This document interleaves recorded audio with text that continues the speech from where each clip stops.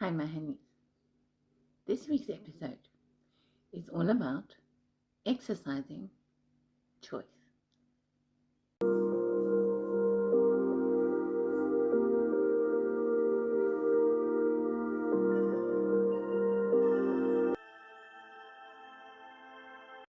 If you are returning to my channel, thank you so much for being here with me again today. And if you are new here, welcome. I am just Melissa. This is Empower Empire, where I'm all about sharing tools to empower you more in your own life. This particular episode, The Power of Exercising Choice, was inspired by a question that I received one-on-one. I'd like to read it to you for context.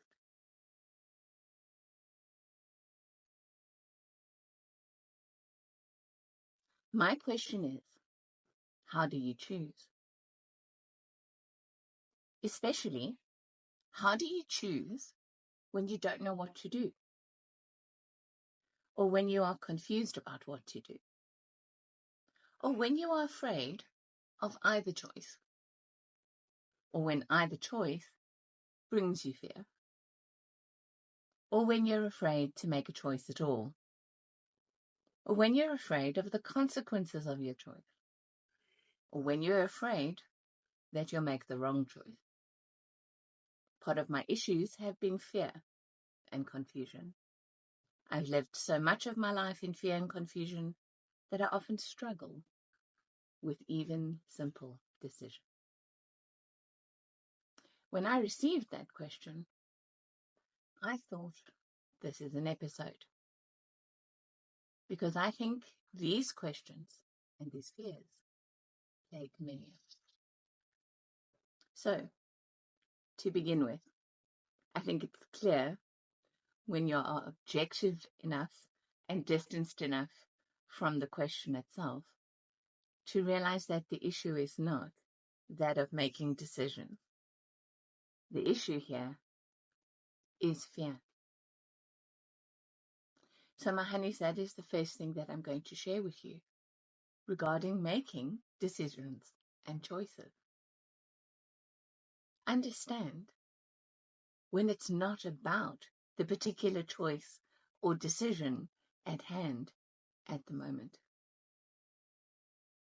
It's not about which car do I want to buy, or which bill do I pay with the insufficient funds I have, or do I allow my child to do this or that. It's not about that. It's about the fears that underlie what the consequences of making that choice may be. In order to process fear, we have to dig down deep to where the seed of fear was first planted. Usually, we were very young when that happened. And so we still rationalize and therefore try to choose from that same very young and very frightened mindset, that same very young and very scared worldview, that same sense of confusion and not knowingness. That's the place we go back to when we are scared. So emotional healing around the root of the fear itself will enable us to be so much more empowered about the actual process of making decisions and making choices.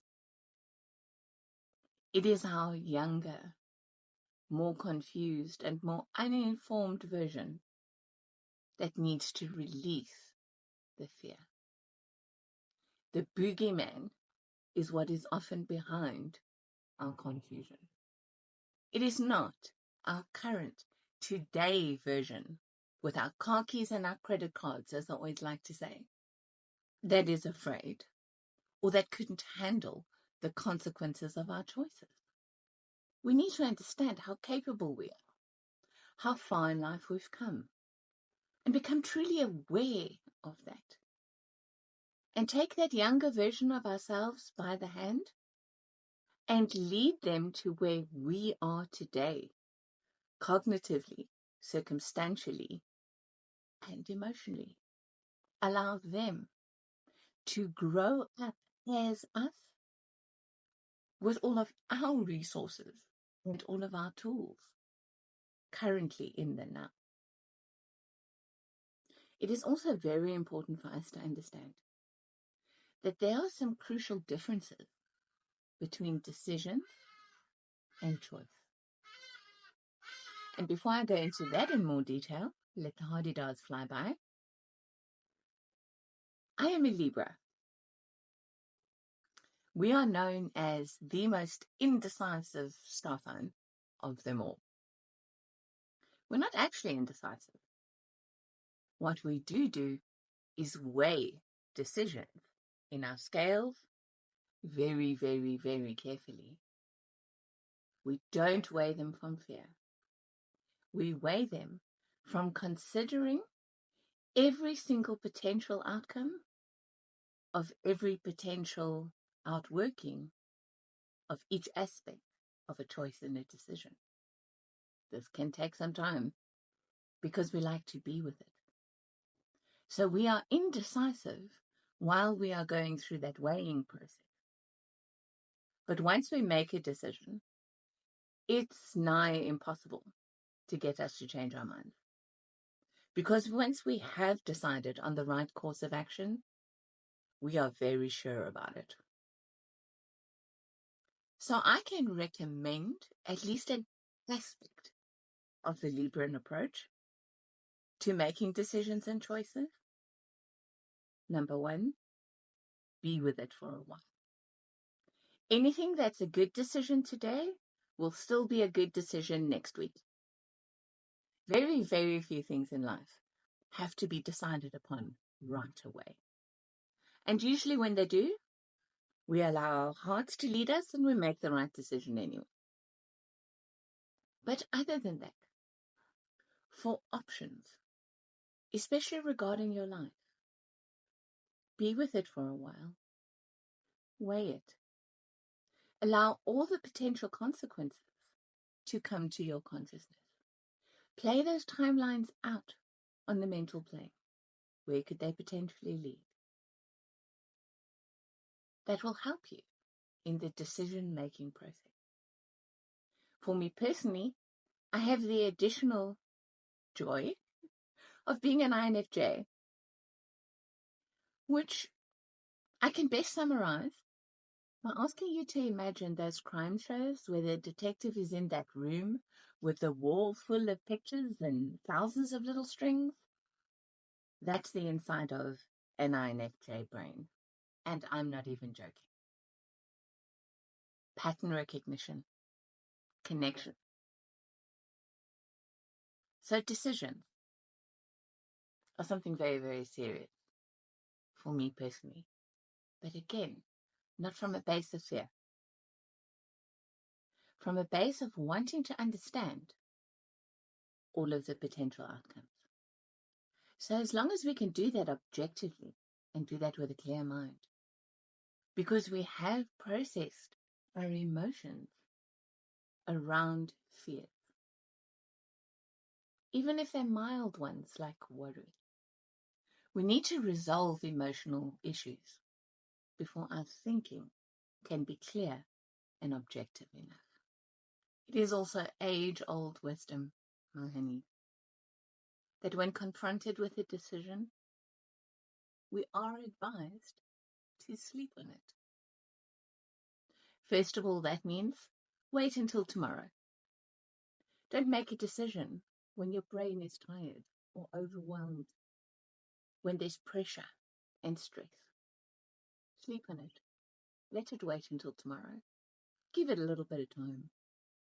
And additionally, what happens when we sleep? Our subconscious mind, the mind of the whole universe, the mind that knows so much more than our conscious mind does, the mind full of infinite possibilities and connections with quantum realm, that mind can speak to it. So if we will put our heads on our pillow,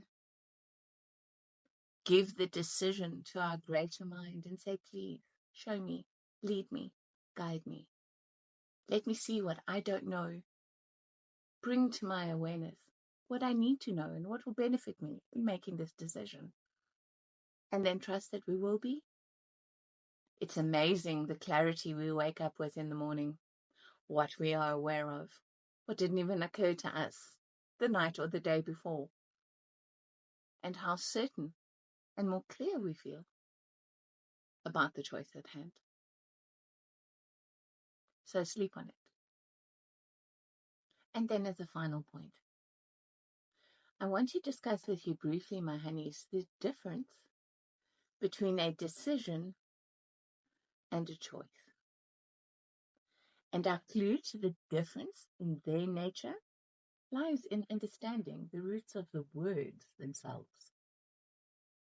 The word decision or decide is derived from two words that mean God, divinity, day, and side, which means murder, homicide, infanticide, etc. So to make a decision is to look at a fork in the road that could go one of two ways. In other words, two potential timelines, which most of the time in this realm of duality, we are always offered. Because this realm is projected via will, we have to have the option of a free will choice. So we come to a fork in the road, and there are two potential timelines. To decide on one is to kill the infinite potential, the divinity of the other. It is to bring that timeline to a stop, time out, and to elect to go on the other timeline. And that we need to do from very clear thinking that can examine polarity, think about all the various consequences of each choice, and choose the one that we rationally believe to be best. The difference between doing that and exercising a choice lies in the harmonics of the word choice itself. C is the third letter of the alphabet, life. H is letter 8, infinity. So my eternal will experienced in life, which adds up to 11, the master. The master of what? Voice, sound. How I project my will into reality. The frequency of my thoughts, the frequency of my emotions, what I speak over myself, what I image and ordain. My divinity, my creatorship, fleshed out and made manifest. And the primary distinction between making decisions in life, exercising choice, is that a decision usually arrives externally. Something has taken place. Someone or something that we don't control has brought us to a fork in the road. And now we must make a decision for a timeline. Choice comes from within. I find myself here in this moment, and what is my will? I have a choice.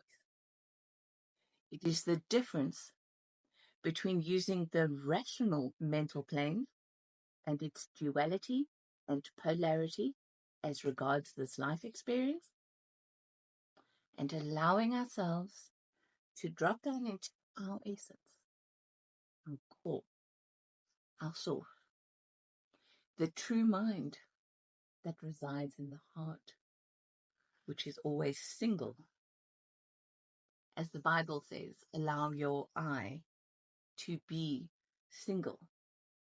The eye that is single, the mind that is true and holds the deepest wisdom is the heart. So if you are confused, if you don't understand which way to go, if you're torturing yourself mentally and you cannot get the necessary objectivity and distance, don't try.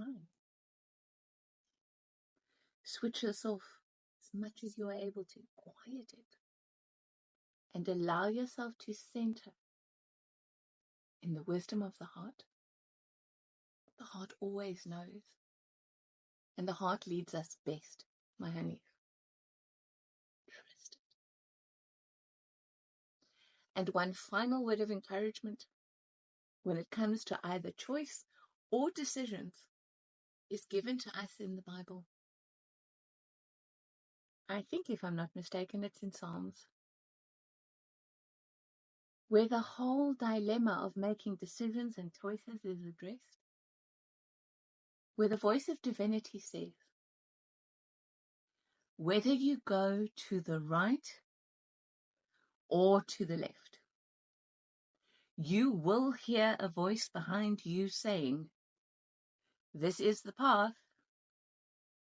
walk in it. What does that mean? That means that there is no such thing as a wrong choice.